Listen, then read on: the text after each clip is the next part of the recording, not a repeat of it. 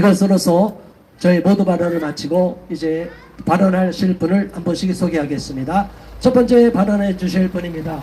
서울기독대학에 애착을 갖고 계시며 기독교 싱크탱크 대표이신 안희원 목사님이 발언해 주시겠습니다. 여러분 따뜻히 맞아주시기 바랍니다.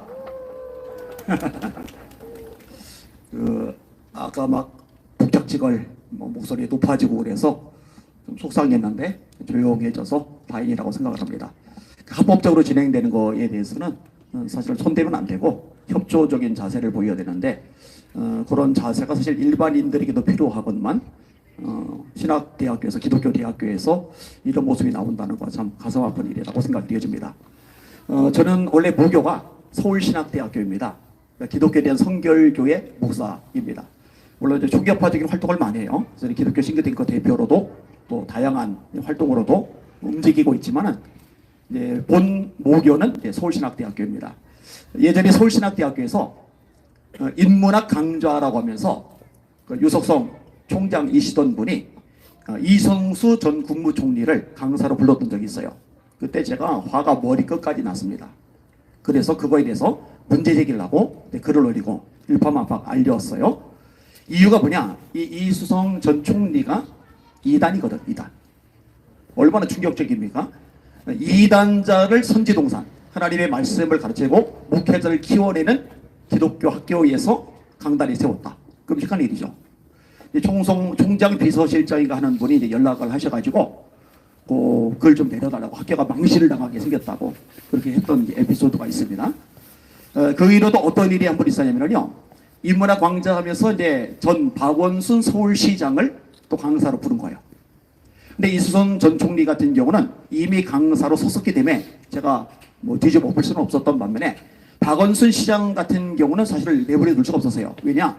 한국계가 힘을 모아서 차별금지법안 막으려고 애를 쓰는데 진짜 전력을 해서 싸워 나가고 있는데 이 동성애 퀴어 축제 늘 지지해주고 힘을 실어주는 박원순 시장을 서울신대 강단에 세운다.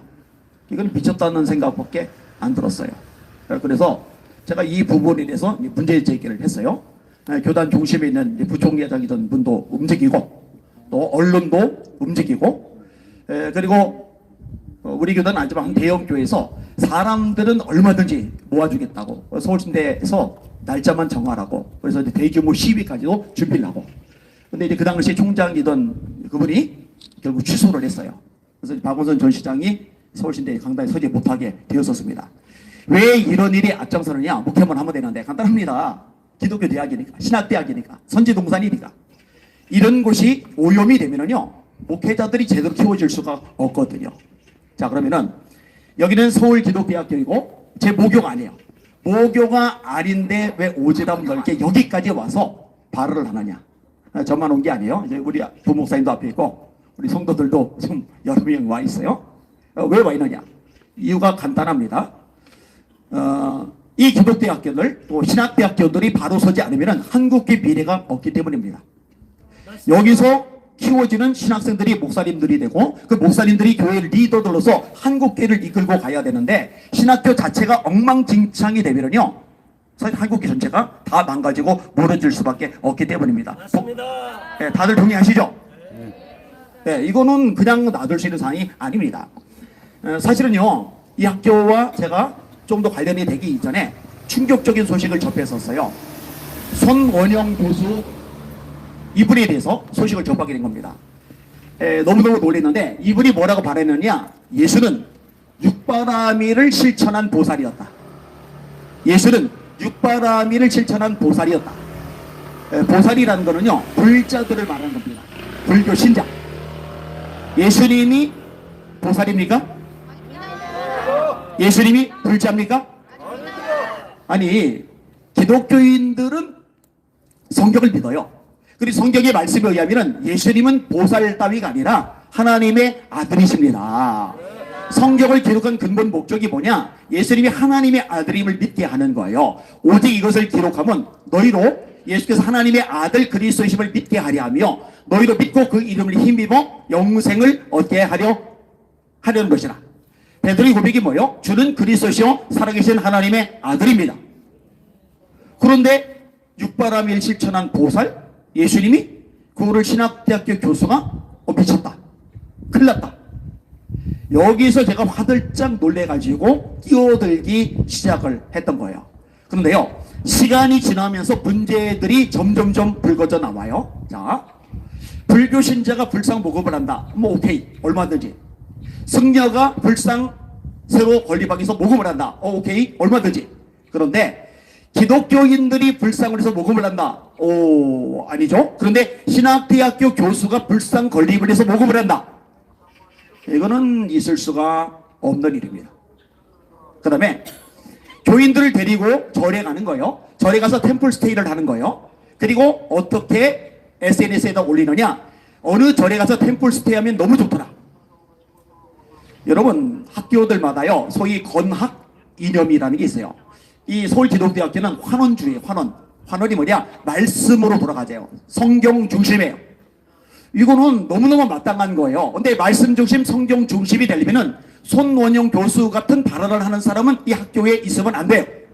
그러니까 전임 총장님 포함해서 이게 문제가 있다고 판단이 들어서 사실은 이제 임용해서 뺐던 거죠. 근데 이제 고소를 한 거고, 일반 법정에서 이 부분에 대해서 제대로 인식을 못했던 상황이었고, 자, 그런데 전 이사장 신조광 이사장이 그러면 학교에서 책임을 가진 위치에 있으니까, 야, 신학대학교 교수가 이렇게 반성경적인 발언을 해?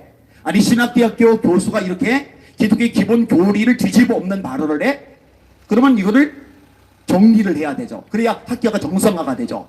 그런데 계속 감싸고 돌아거든요. 그래서 이 부분에 대해서도 제가 영상을 찍고 주변에 알리고, 또 신조광 이사장에 대해서 항의 전화를 하라고 해서 많은 사람들이 그때 항의 전화를 하고 또 항의 문자를 보내고 했었던 것을 기억을 합니다. 자, 그때 어떤 일이 불거졌느냐. 이제 손원영 교수가 임금 체불이 되었다고 압류를 걸었어요. 이때 이사장은 이제 법인 쪽에 있는 거고, 학교는 또 학교 관계자가 있는 거고, 학교하고 법인은 분리가 되어 있는 거예요. 그런데 이 법인의 직원 2명을 학교로 보내서 교비로 나가야 될 돈을 지출을 해버렸어요. 이게 불법이죠.